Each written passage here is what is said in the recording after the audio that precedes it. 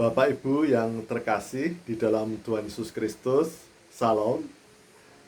Seperti biasa, setelah saya olahraga pagi, sepeda sehat dalam masa proses pendinginan, saya hendak sharing kehidupan yang saya lihat, saya pahami, dan kadang saya alami. Namun sebelumnya, saya berdoa kiranya Bapak Ibu Saudara senantiasa dalam kebahagiaan dan dalam penyertaan kasih Tuhan. Pada kesempatan ini, saya hendak sharing apa yang saya lihat, saya amati. Di akhir-akhir ini ada beberapa hamba Tuhan mulai dari yang sangat terkenal, populer namanya, juga hamba Tuhan yang lain di sosial media juga terjadi perbedaan pendapat atau debat perselisihan, bisa debat tentang teologi, debat doktrin, juga debat tentang karunia, khususnya karunia mujizat dan karunia penyembuhan, karunia bahasa roh, karunia nubuat, dan yang lain-lainnya. Cukup seru dengan berbagai argumentasi dari latar belakang pendidikan yang tinggi sampai doktor, juga jabatan yang tinggi dalam jabatan kelembagaan kerohanian di gereja, juga dari sisi pengalaman yang luar biasa. Jadi terjadi perdebatan argumentasi, terjadi perdebatan teologi, perdebatan doktrin, perdebatan tentang karunia. Karena beliau yang berdebat memiliki kualifikasi, memiliki kapasitas, memiliki dasar-dasar yang tinggi dari pendidikan hingga doktor, ataupun juga pengalaman yang luar biasa, pengalaman bertahun-tahun di bidang teologi praktis. Jadi para hamba Tuhan yang berbeda pandangan, yang berselisih, yang berdebat tentang debat teologi, debat doktrin, debat dogma, debat karunia, memiliki latar belakang yang luar biasa. Latar belakang teori, beliau dari latar belakang teologi dengan pendidikan S2, S3, juga pengalaman bertahun-tahun di bidang teologi praktis, juga memiliki jabatan kelembagaan, kerohanian yang juga tinggi. Jadi beliau yang berdebat, yang berbeda pandangan, memiliki kapabilitas menjadi dasar dalam perdebatan dan perbedaan pendapat. Jadi saya kira sesuatu yang bisa dipahami, sesuatu yang wajar dan alami jika para hamba Tuhan berbeda pandangan, karena seperti ungkapan bahwa di dunia ini setiap kepala memiliki rambut yang berbeda. Setiap kepala memiliki pikiran yang berbeda.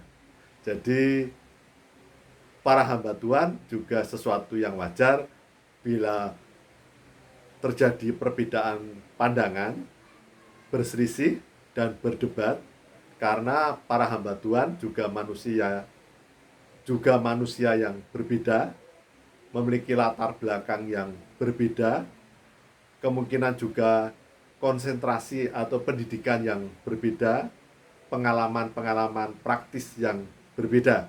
Jadi sesuatu yang alami dan wajar-wajar saja. Hal yang paling penting dalam perbedaan, dalam perdebatan, dapat kembali kepada tujuan semula. Karena di Alkitab, di kitab suci juga banyak contoh yang diceritakan. Ada beberapa hamba Tuhan yang memiliki pandangan yang berbeda, juga telah berselisih dan memiliki sikap yang berbeda. Misalnya Paulus dan Barnabas. Paulus dan Barnabas adalah tokoh yang luar biasa di Perjanjian Baru, tetapi toh mereka juga pernah berselisih paham. Bahkan perselisihannya hingga keras dan mereka kemudian berpisah. Jadi perselisihan kapanpun dan dimanapun bisa terjadi. Tetapi hal yang paling penting, kita bisa bercermin dan mencontoh Paulus dan Barnabas, bahwa mereka memang terjadi perbedaan pendapat, terjadi perselisihan, namun kemudian perselisihan yang tajam itu diselesaikan, kemudian diputuskan, kemudian dia mengambil sikap. Paulus dan Barnabas mengambil berprinsip untuk hidup dengan sikapnya masing-masing.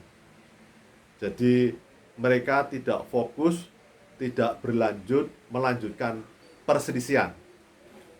Jadi Paulus dan Barnabas kemudian berpisah, dan hal yang paling penting, Paulus dan Barnabas kemudian fokus kepada tujuan semula, yaitu Paulus dan Barnabas fokus hidupnya, tujuan hidupnya adalah untuk mengabarkan kabar baik, mengabarkan Injil, mengabarkan tentang pengorbanan Tuhan Yesus Kristus, mengabarkan kasih Tuhan Yesus Kristus dan kerelaan Tuhan Yesus Kristus untuk berkorban di kayu salib adalah semata-mata demi untuk membebaskan dan menyelamatkan manusia.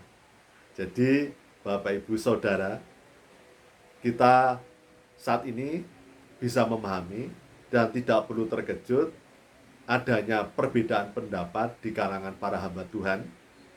Tetapi hal yang paling penting, bahwa perbedaan pandangan baik yang terjadi di antara para hamba Tuhan maupun jemaat tidak perlu itu menjadi persoalan besar, tetapi perselisihan dapat segera diselesaikan, diputuskan, dan kemudian fokus untuk kembali kepada tujuan hidup sebagai orang Kristen, yaitu hidup untuk menjadi berkat, mengabarkan kabar baik, mengabarkan Injil, mengabarkan kasih Tuhan Yesus Kristus yang rela berkorban di kayu salib demi membebaskan dan demi untuk keselamatan manusia.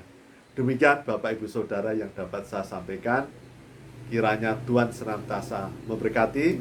Salam bahagia. Salam